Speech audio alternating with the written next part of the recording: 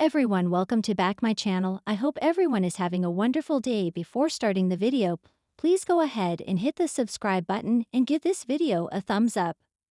The bold and the beautiful spoilers and updates suggest that Thomas Forrester, Matthew Atkinson, might experience a designer snub when two other characters start working on Hope Logan's, Annika Noel, revived line instead. This could be a significant setback for Thomas, who has already confessed to facing challenges both in his personal life and career. Thomas is currently struggling after his breakup with Paris Buckingham, Diamond White, and without a work project to engage in. It's clear that Thomas could use something to direct his attention towards, but Ridge Forrester, Thorsten Kaye, may view bringing him back to work on Hope's line as a mistake. B&B fans know that Thomas is already in a vulnerable position, so it's best for him not to work closely with Hope, as it might reignite his old obsession.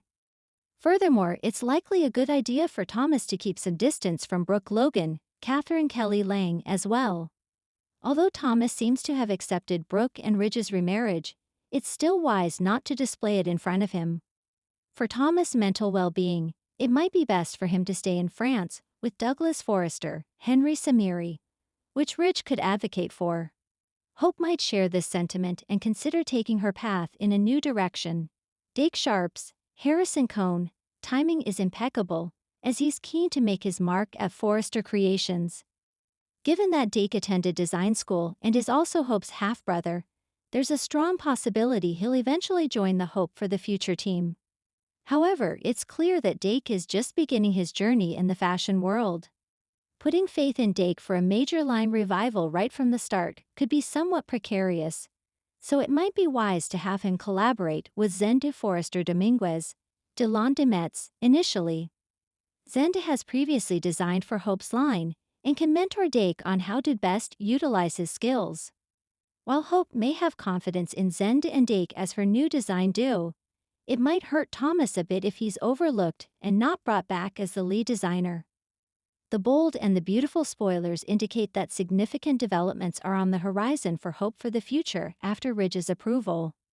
So keep an eye out on further developments in this exciting storyline.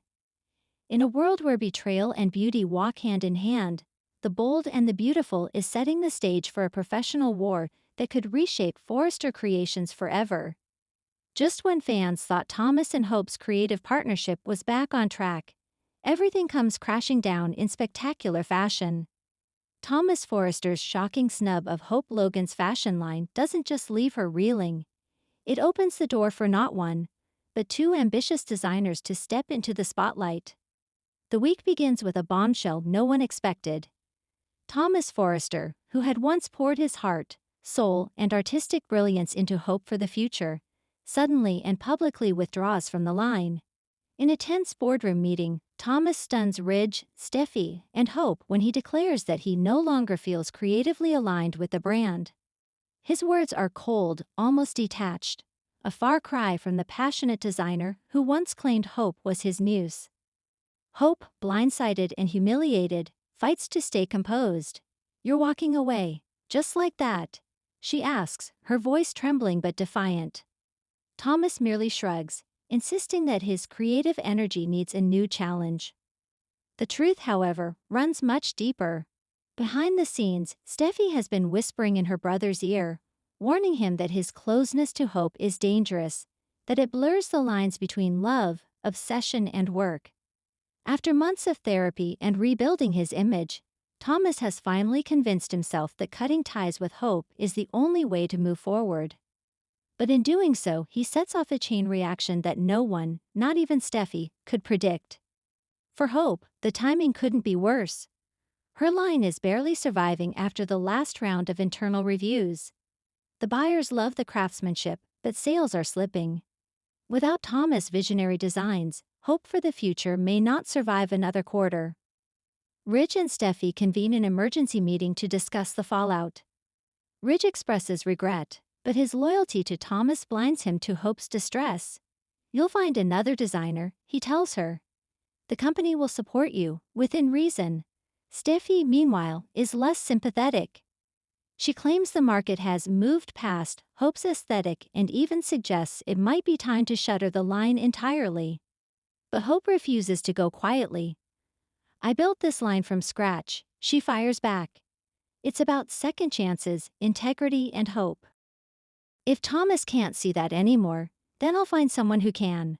Her determination sets the stage for an unexpected twist, one that will shake up the fashion world of Los Angeles. Zen de Forester Dominguez has always been the quiet talent lurking in the shadows. For months, he's watched as Thomas was praised and promoted while his own ideas gathered dust in Forester's archives. When Hope approaches him with an offer to co-design the next Hope for the future collection, he's skeptical at first. "You really think the higher-ups will let me take Thomas' place?" he asks, half laughing.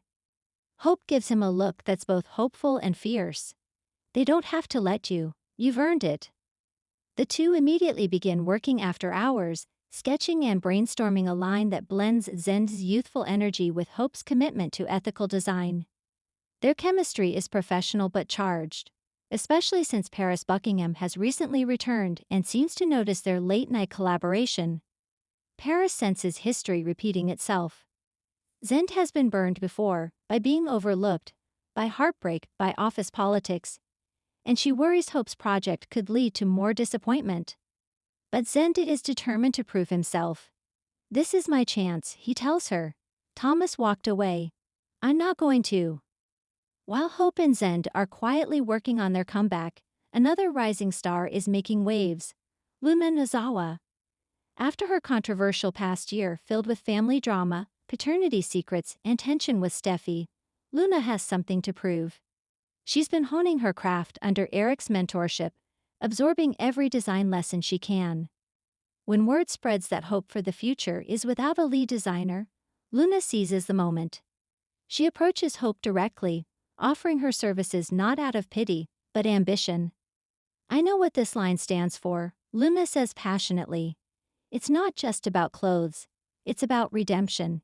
And I could use a little of that myself." Hope sees potential in Luna. She's talented, unpredictable, and has that spark that reminds her of a younger Thomas, minus the manipulation. Pairing Luna's fresh, fearless creativity with Zen's classic precision could be exactly what the line needs to rise again. The idea of two designers co-leading Hope for the future excites Hope and terrifies Steffi. When Steffi learns that Hope has recruited both Zen and Luna, she's furious. She storms into Ridge's office, warning him that Hope's desperation could ruin the company's reputation. "First Thomas, now this?" she snaps. "You can't just hand over an entire line to unproven designers." Ridge, however, is intrigued. Luna's recent designs for the couture division have been gaining quiet praise from Eric, and Zen's sketches have been consistently strong. Ridge senses that something groundbreaking could be brewing and decides to let the experiment run its course. Steffi, meanwhile, takes matters into her own hands. She confronts Hope directly, accusing her of using Luna and Zen as props to keep her line alive. Hope doesn't back down. "You might have Thomas' loyalty, Steffi," she says coolly, "but you'll never have my vision." The rivalry reignites with a vengeance: Hope's line versus Steffi's power, creativity versus control. As the weeks progressed, Thomas begins to feel the sting of his decision. Though he insists to Ridge and Steffi that he's moved on creatively, he can't stop checking on Hope's progress. When he hears that Zen and Luna have stepped up, jealousy simmers beneath his calm exterior. At first, he mocks their involvement. "Zen? Luna? That's cute," he tells Steffi with a smirk. But when he accidentally catches a glimpse of one of Luna's sketches, the smirk fades. The designs are good, too good. He starts questioning whether he made a mistake leaving Hope for the future. Worse, he wonders if someone else is about to succeed where he once shone. His inner turmoil reaches its peak when Hope, looking radiant and confident, walks past him in the Forester hallway and says, "Thank you, Thomas, for leaving. It forced me to evolve." That one comment cuts deep. Thomas realizes that in trying to distance himself from his past, he might have just created his biggest professional rival yet. The climax comes when Ridge announces that both Hope for the Future and the Coucher line will be presenting new collections at a joint Forrester event. The show will be live-streamed globally, putting all eyes on the next generation of Forrester talent. Steffi backs the Coucher division, led by Thomas. Hope's line, now designed by Luna and Zend, becomes the underdog. The fashion press buzzes with speculation. Can these two young designers possibly match Thomas' artistry? Thanks for watching this video, and please subscribe our BOLD and BUTF Fuel UPDATE YouTube channel for more update news.